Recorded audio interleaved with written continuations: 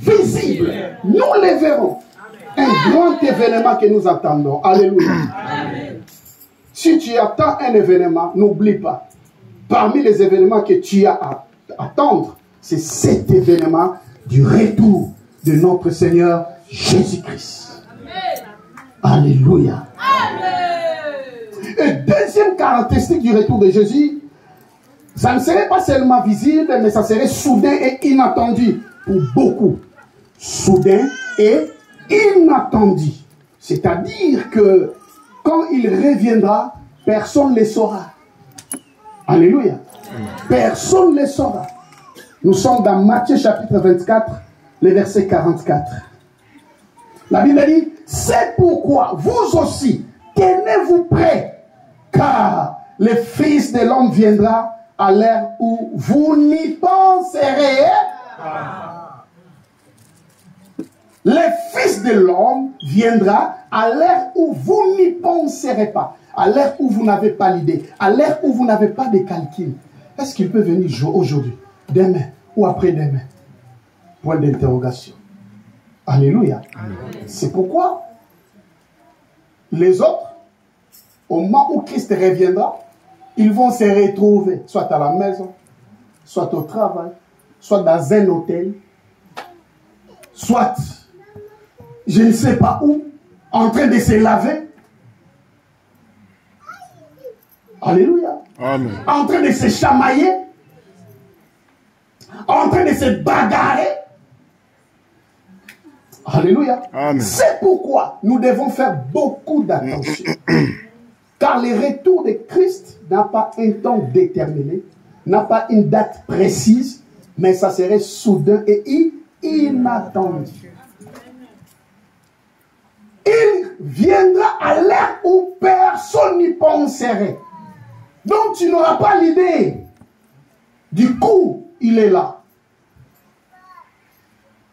Comme nous voyons dans l'histoire des 5 vierges sages et 5 vierges folles. Ils ne s'attendaient pas. Au moment où les folles sont allées acheter l'huile pour leur lampe, c'est le moment où il est venu. Donc, c'est-à-dire, il y aura des gens qui seront prêts, il y aura aussi des gens qui ne seront pas prêts. Est-ce que lorsqu'il reviendra, toi, tu seras prêt? Alléluia. Amen. C'est très important, c'est une question de réflexion, une question très capitale, parce que nous vivons comme si nous avons oublié que Christ reviendra. Nous vivons comme si nous n'avons que la vie à vivre. Nous n'avons pas la vie éternelle à conserver. Lorsque tu vis, sache que tu as ta vie à vivre sur la terre et tu as aussi la vie éternelle à conserver. Car cette vie que tu vis sur la terre passera. Cette vie que tu vis sur la terre sera limitée à un temps donné. Mais la vie éternelle sera éternellement. Amen.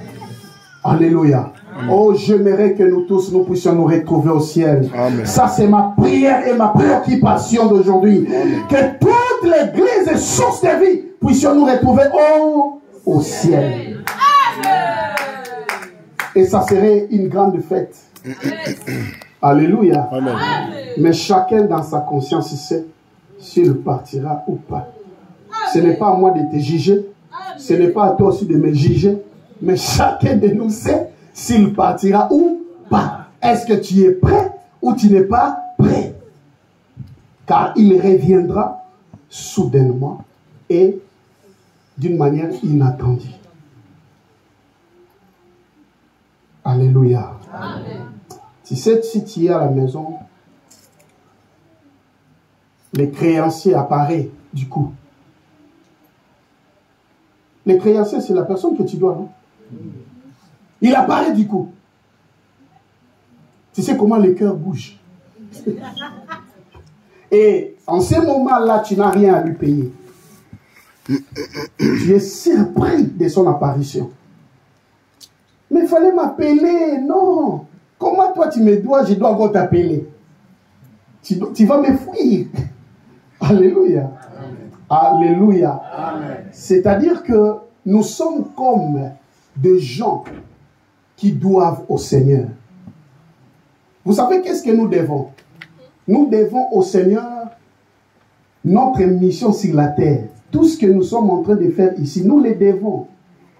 Et il reviendra d'une manière soudaine et inattendue pour que nous rendons compte de tout ce que nous a envoyé faire, de tout ce qu'il nous a demandé faire sur